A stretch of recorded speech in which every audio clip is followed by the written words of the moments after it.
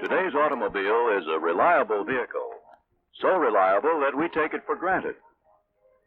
With so many cars in use, so many miles traveled, and so little trouble, we're prone to ignore possible failure. We're so sure the car will start every time that we wait until the last minute to leave for the office.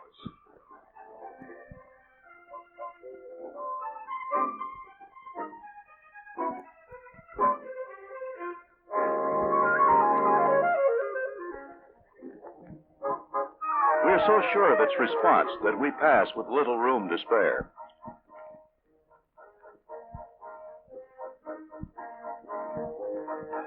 We're so sure the brakes will work that we crowd the car ahead.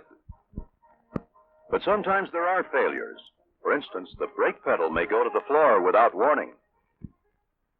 Of course, there's the emergency brake, but this can lead to additional hazards.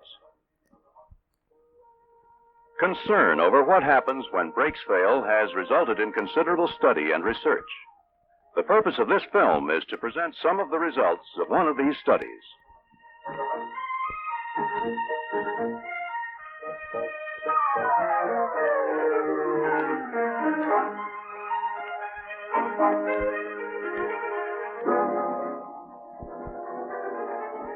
At the Landing Loads Track, one of the facilities of the Langley Research Center, studies have been made on the behavior of aircraft tires on wet runways.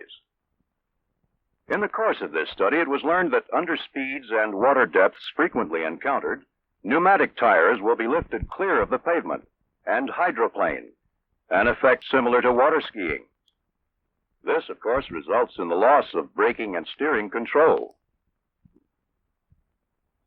The phenomenon occurs with automobile tires as well as with aircraft tires.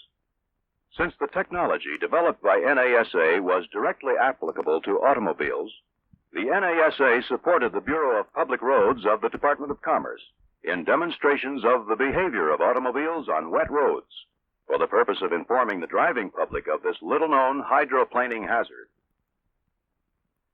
As a part of this program, automobile behavior resulting from brake system failure was demonstrated by locking the rear wheels with the emergency brake. In response, the car spins through 180 degrees with little chance of recovery. The dangerous vehicle reaction to rear wheel braking, reinforced by the GSA dual braking specification for government vehicles, led to a limited investigation of various braking combinations in use today. A simple hydraulic brake system has one master cylinder to supply pressure to all four wheels. In the event of a component failure, fluid pressure drops throughout the system. To prevent total loss of braking ability, one solution is to make the entire system redundant. That is, two master cylinders, two cylinders at each wheel, and two separate brake lines, each system being independent of the other. Another solution is to provide two master cylinders, but with each supplying only two wheels. With this method, however, it must be determined which two wheels will be braked by each of the two master cylinders. In order to explore the advantages and disadvantages of various braking arrangements, a conventional American automobile provided by the GSA was modified and a test program scheduled. A brake pressure manifold was installed with a shutoff valve for each wheel so that any combination of wheel braking could be pre-selected. Red lights were installed on top of the car and on the dashboard to indicate when brakes were applied. The tests were conducted at the NASA Wallops Station, Wallops Island, Virginia. At the test site, 3 representative braking surfaces were used. Dry concrete to provide an excellent traction surface, concrete covered with water averaging about 1/10 of an inch in depth for moderate traction, and a specially prepared area covered with a black highway sealing material, which, when wet, provided a slippery but still realistic braking surface. A variety of speeds and tire tread configurations were investigated on these surfaces, and all braking was done with locked wheels, both to provide a common base for comparison and to simulate a highway panic situation. The difference in vehicle response to various wheel brake combinations will be illustrated on the wet black test surface at 30 miles per hour and with good tires. For the first test, the normal four-wheel braking arrangement was used. With straight-line braking, the car displays neutral stability and tends to continue in the same direction following brake application. When braking on a 500-foot radius curve, the car tends to be neutrally stable, but there is a complete loss of directional control, since a tire must be rotating to develop any steering forces. With the wheels locked, the tire becomes a sliding body and no longer can be used to stabilize or to steer the car. For the next test, only the front brakes were applied, simulating a partial system failure of a dual system having the two front and two rear wheels connected to separate master cylinders. The technician closes the valve to the rear wheel brakes, permitting application of fluid pressure only to the front wheels when brakes are applied. Traveling in a straight line with the front wheels locked, the car is inherently stable since the two rear wheels are rotating.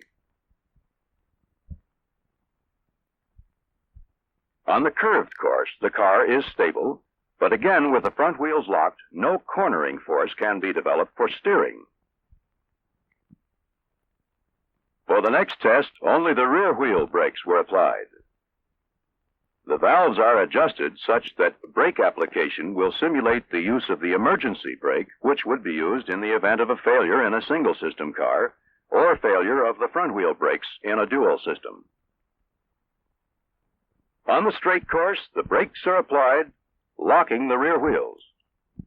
In this condition, the car shows total instability, since the locked rear wheels provide no stabilizing forces and corrective action by the driver has little effect. Corrective action is even less effective on the curved course, since the car spins out of control more quickly in the turn.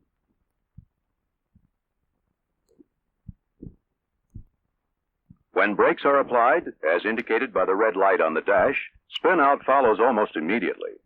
Stability can be recovered only by releasing the brakes. Since braking front wheels only caused loss of steering, and braking rear wheels only caused instability, a system of braking one front and one rear wheel was investigated.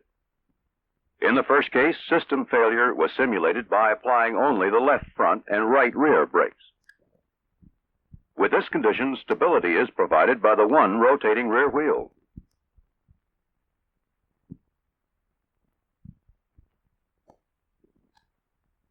To compare the opposite diagonal arrangement, the valves are adjusted for right front, left rear braking. With the opposite diagonal pair on the curved course, the car again shows stability and also demonstrates controllability, since one front wheel is rotating. Thus, it seems there is a definite advantage with the diagonal system.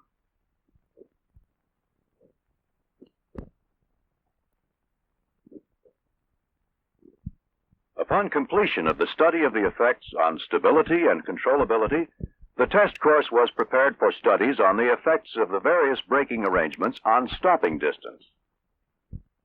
Wet concrete was used in these tests since the differences in stopping distance are more apparent. With four wheels locked, the test car required 60 feet to stop. With only the front wheels locked, 96 feet. With diagonal wheels locked, 110 feet.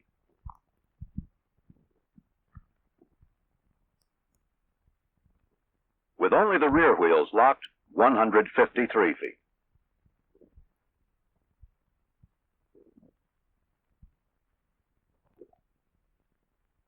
Thus, the diagonal system offers stopping distances which are comparable to other systems, while providing improved margins of stability and controllability. Another factor considered was the severity of sudden steering forces caused by unanticipated diagonal braking. After briefing by test personnel, A group of volunteers were asked to drive the test car, but were not told that the brakes would be applied diagonally.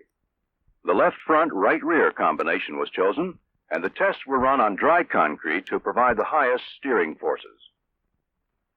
Each driver was instructed to apply brakes at the first set of traffic cones and attempt to stop before overrunning the second set.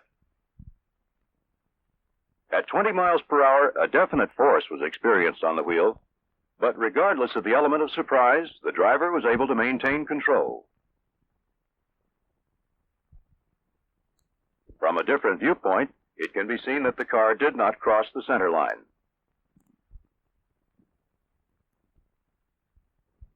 At 40 miles per hour, the driver applies a double course correction and is able to keep the car within the limits of the test lane.